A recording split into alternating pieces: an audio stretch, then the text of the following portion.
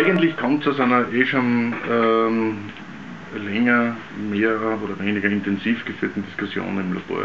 Und zwar das Näherrücken von Kunst und Technologie stellt ja niemand mehr in Frage, das ist eigentlich quasi gegessen. Demgegenüber steht aber auch das Näherrücken von Kunst und Wissenschaft.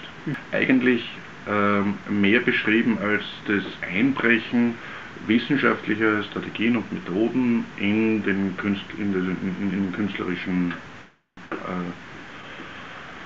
wie soll man sagen, in die künstlerische Werkzeugesammlung, in künstlerische Instrumentarien.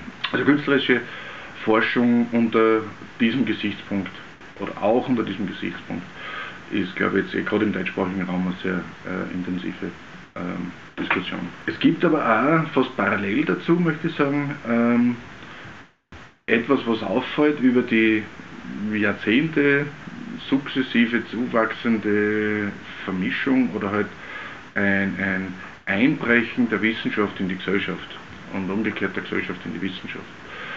Diese gegenseitige sozusagen Beeinflussung wissenschaftlicher Ergebnisse, noch bevor die wissenschaftlichen Ergebnisse überhaupt gezeitigt sind, gibt es schon eine öffentliche Meinung dazu. Das ist ein relativ neues Phänomen. Also das hat es einfach in die 50er Jahren nicht gegeben. Und da gab es die Wissenschaft und die Politiker und die haben uns gesagt, jetzt bauen wir Atomkraftwerke und wir haben es gebaut.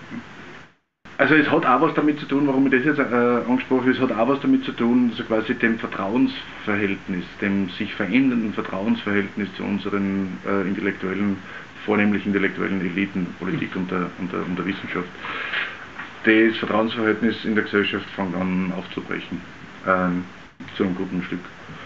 Und jetzt werden plötzlich, wie zum Beispiel in der Gentechnik, wissenschaftliche Ergebnisse, noch bevor es sie gibt, bereits diskutiert. Wie zum Beispiel Designerbabys und so weiter. Und es gibt einen unendlich großen Vorbehalt in der Gesellschaft gegenüber der Gentechnologie. Das möchte ich jetzt gar nicht werten, ob berechtigt oder nicht berechtigt, sondern einfach nur die Tatsache, dass der kaum moderiert ist. Zumindest mal auf keinen Fall moderiert von der Wissenschaft. Die hat sich da völlig sozusagen von diesem neuen Phänomen überraschen lassen. Steht jetzt auch vor dem Problem in Wirklichkeit, jetzt kaum die Wissenschaft die Gentechnik in dieser Form, in derselben Geschwindigkeit zumindest, weitertreiben zu können als bisher. Es sind die öffentlichen Mittel einfach nicht mehr verfügbar, weil Gentechnik ist böse und damit kann ich an diesem Bereich in der Form nicht mehr Wissenschaft leisten, wie vielleicht in anderen Bereichen, die weniger in der Auslage stehen, wie zum Beispiel die Nanotechnologie oder so. Wobei man in der Nanotechnologie langsam angefangen hat, genau diesen Hebel zu verstehen und die Wissenschaft verstanden hat, dass sie ihre Arbeit kommunizieren muss. Also sie quasi Wissenschaft cora publico. Und das ist ein völlig neues Thema, das gab es bislang nicht. Und es gibt unterschiedliche Strategien, wie man mit diesem Verschmelzen zwischen der Gesellschaft und der Wissenschaft agieren kann. Von wissenschaftlicher Seite, aber auch von Seiten der Gesellschaft. Einige der Beispiele aus der Next Idea sind durchaus gute Beispiele in diesem Themengebiit.